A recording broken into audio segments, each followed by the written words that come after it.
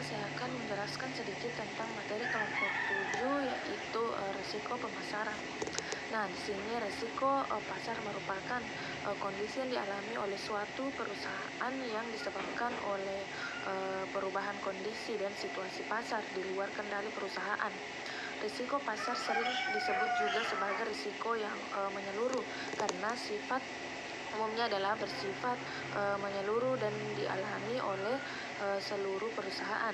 Nah, jadi manajemen risiko pasar adalah serangkaian prosedur dan metodologi yang digunakan untuk mengidentifikasi, mengukur, atau memantau dan mengendalikan risiko pasar agar tidak menimbulkan kerugian yang melebihi kemampuan bank atau yang dapat mengganggu kelangsungan bank. Kemudian, adapun di sini bentuk-bentuk risiko pasar. Yang pertama itu general market risk atau risiko pasar secara umum. Kemudian yang kedua itu specific market risk atau risiko pasar secara spesifik. Kemudian di sini ada kategori general market risk. Di sini yang pertama foreign exchange risk, dan yang kedua interest rate risk, dan yang ketiga commodity position risk, dan yang keempat politik risk, dan yang kelima equity position risk.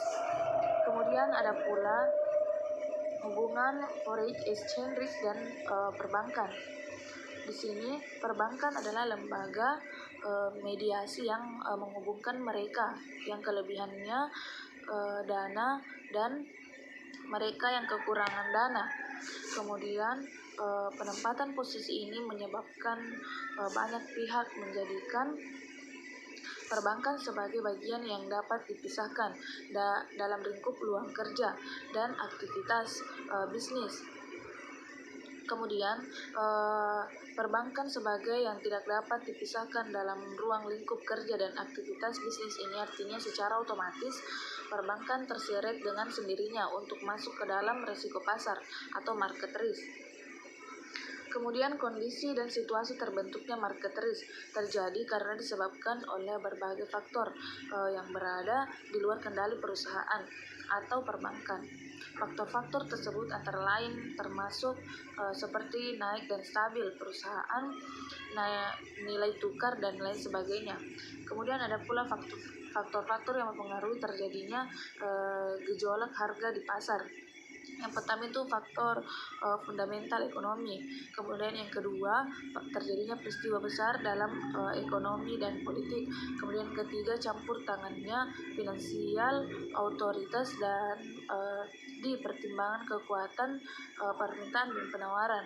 Kemudian yang keempat, likuiditas pasar. Kemudian yang kelima, suburnya kegiatan. Itulah tadi pemaparan sedikit penjelasan dari saya untuk kelompok 7. Terima kasih. Assalamualaikum warahmatullahi wabarakatuh.